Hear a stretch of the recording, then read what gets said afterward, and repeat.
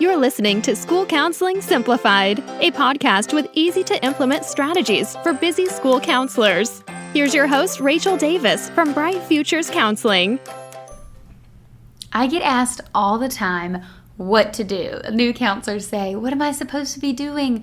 What am I supposed to plan next? How do I run this group? How do I teach this lesson? And I know how you feel. I mean, this profession doesn't really come with an instruction manual, and we definitely didn't learn all of this in grad school. So over the years, I've developed curriculum plans and resources to support students, and those are the things that you'll see, in my TPT store and on my blog, and that's how I'd love serving you guys. But I decided I needed something more too. I wanted to really support you guys more and build an awesome community. So that's why I created Impact, my school counselor membership program. So each month, our members receive monthly curriculum plans, ready-to-download resources, and video implementation guides. So they have everything they need to best support students and to make their counseling lives just a little bit easier. In addition, I deliver quarterly live professional development trainings. We have a fun and active Facebook group where we all hang out and collaborate and do fun giveaways and challenges. An essential resource library full of resources that you may need all year long, like a grief group or divorce discussion cards. And the best part, our community live chats. So we do Facebook Live and Zoom calls every month where we all get together, kind of like a round table, troubleshoot tough cases, pick each other's brains. It's a lot of fun. So if this sounds like something you need or something you're interested in, send me a message on Instagram at Bright Futures Counseling or head over to stressfreeschoolcounseling.com/impact. Okay, let's go to the show. Hey there, thanks for listening to another episode of School Counseling Simplified. So all month we've been talking about anxiety, and today I'm going to talk specifically about how you can help students with anxiety through an anxiety small group. But before that, quick reminder to please send in your counselor stories. So this is something new we're doing on the podcast. I want to hear from you. So we have a Google form. You can just upload a quick audio clip. Please don't stress about it. No microphone necessary. You can have construction in the background. I really don't care. Just simply talk into your phone. Tell me something fun or interesting or meaningful that happened to you during your workday, or just why you love being a counselor, or just any kind of counselor story you have for us. Maybe you're working with a student and a little transformation took place, that they finally implemented that coping strategy you've been teaching them. Or maybe something funny happened at an assembly. Or maybe, a kiddo stopped by and you had a cool moment with them. Please share it. I want to hear from you guys, as do our other counselors, and we'll share those at the end of these episodes. So stick around to the end to make sure you don't miss the counselor stories, and please share them at the Google form link in the show notes. Okay, so like I said, today I'm going to talk to you guys about group counseling for anxiety. Last week we talked about class lessons, and before that I kind of did an intro, so go back and listen to those episodes if you haven't yet. But today I'm going to give you 4 ideas of things that you can do with an anxiety group. Okay, let's dive in. So first up are circles of control. So in last week's episode, I talked a little bit about how I use some circles of control, similar, like things I can control, boom cards. But I really want to talk about the actual circles of control. Now you've probably seen this visual before on Pinterest.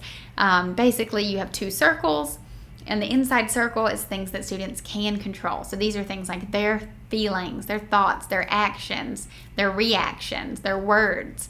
But then there are things on the outside that they cannot control. What their friends do, their parents fighting, the weather, the future, world events, things like that, right?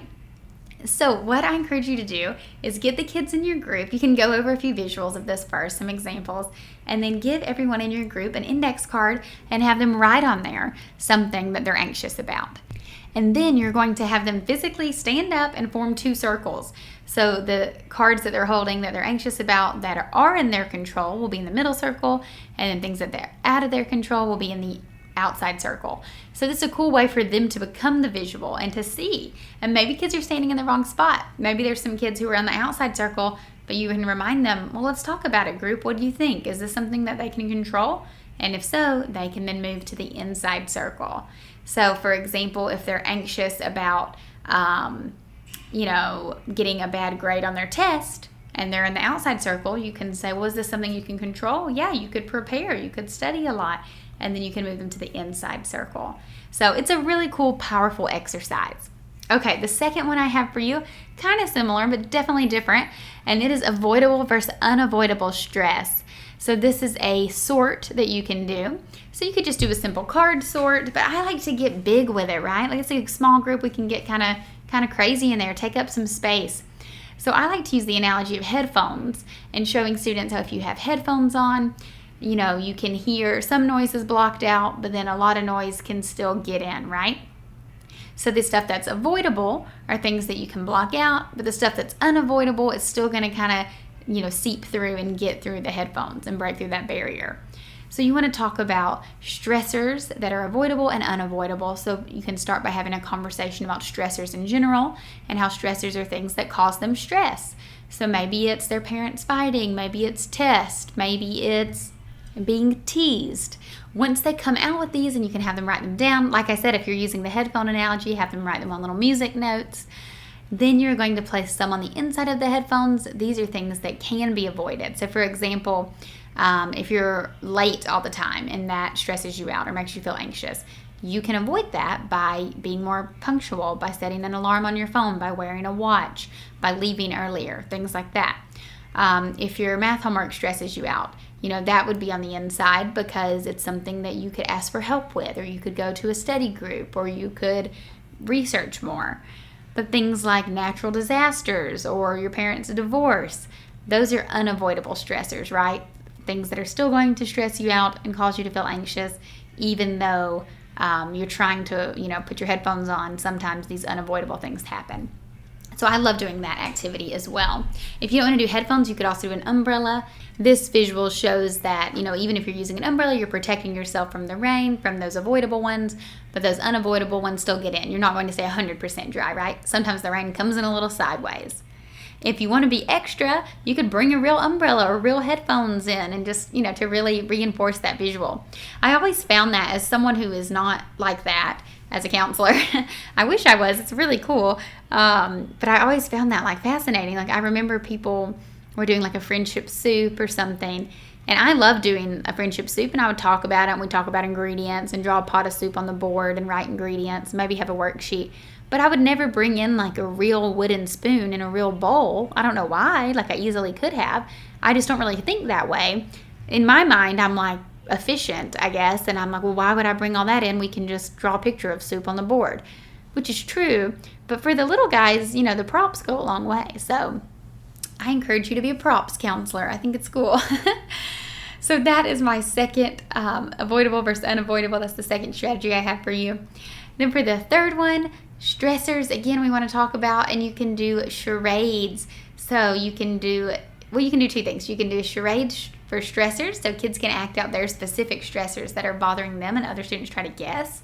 So this is kind of a way to break the ice before a discussion. So instead of just let's all sit in a circle and stare at each other and talk about what stresses us out or what makes us feel anxious, that's pretty vulnerable, right? But if you're doing it in the forms of charades, like if someone's acting out that their parents are getting divorced, it's a little less vulnerable and it makes everyone a little more comfortable, right? And you can maybe even have some elements of humor in there, even though we're talking about stressful situations. You can then follow it up by a real discussion, but it's kind of like an icebreaker. So that's stressor charades. You could also do charades for coping strategies like we talked about last week in the class lesson episode. That's something else you could act out. And then finally, I like to do mindfulness scripts and deep breathing exercises with a group. So sometimes I do these in a class lesson, but it's kind of hard to get everyone to take it seriously. But after you've built some rapport with the small group and they feel like they're in a safe space, you can really get powerful with some mindfulness scripts. So have the kids, you can read a guided meditation, the kids close their eyes, we practice deep breaths. Again, these are things we want to practice while they're in their calm state, while we're in the group ready to learn. That way, when the amygdala takes over and they're in that heightened state of anxiety, they can refer back to these. They're not learning it for the first time, but they have practice with these deep breathing exercises and mindfulness strategies. So I hope you like those 4 ideas. I have, a lot of these are from a resource I have, a stress group. So it's not all anxiety, it more focuses on stress, but there's some overlap. And it has the headphones thing in there and the circles of control and a mindfulness script too, I think. So if you don't want to DIY it, that's something that you might find helpful. We'll link to it in the show notes. Okay, guys, I hope you found this helpful. And if you're going to go see one of your anxiety groups today, maybe you can try out some of these strategies. Tag me on Instagram if you do, or send me a picture. I would love to see them in action. Okay, talk next week. Thanks for listening to School Counseling Simplified. You can find the links from today's episode in the show notes. If you'd like to connect with Rachel, she's on Instagram and Teachers Pay Teachers at Bright Futures Counseling. Be sure to subscribe to the podcast so you don't miss any episodes of School Counseling Simplified. Talk to you next week.